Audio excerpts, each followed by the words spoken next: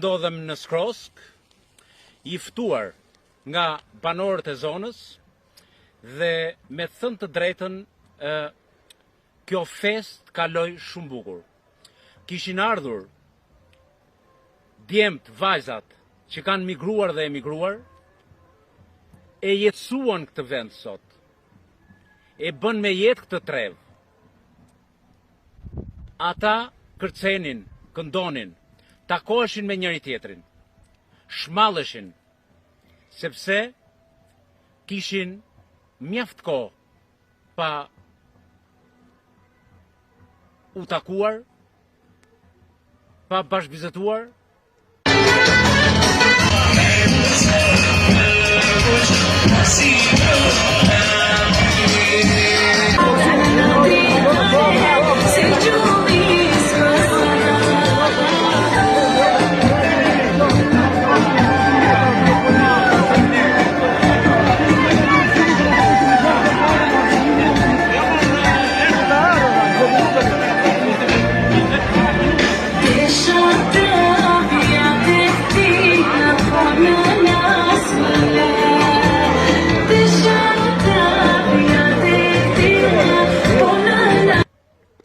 Duhet jemi të sinqertë dhe të vërtet se kjo ditë e sotme nuk do të jetë nesër, pasi ata do të marrin rrugët, do të ikin në vendet ku janë stabilizuar. Dhe tokat, pronat që janë rujt me aq fanatizëm nga parët tanë, do të ngelen përsëri në mëshirë të fatit. Dhe siç dhe folën sot, do të kthehen përsëri në datën 15 gusht të vitit tjetër. Kjo është katraura që prodhoi politika shqiptare sot e 34 vjet. Pasi nuk u dha mundësi, nuk u dha hapësira për të punuar, nuk u dha hapësira për të investuar, dhe banorët vendas largohen dhe trevat shkretohen.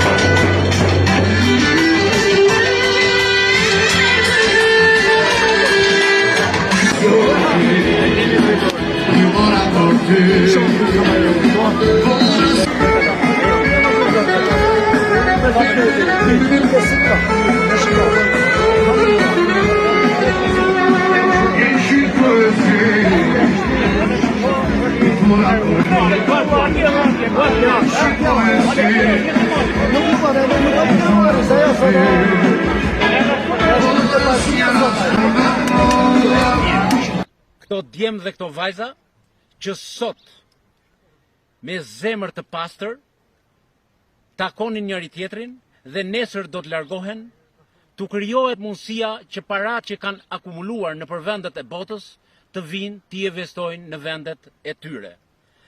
Vetëm kjo do të mundësoj që besimi dhe shpresa të përkthehet në investim, të përkthehet në para, të përkthehet në fitim, dhe gjithçka do të shkojë ashtu si kanë dashur parët, ashtu si duam ne dhe ashtu si do duan brezat që vinë.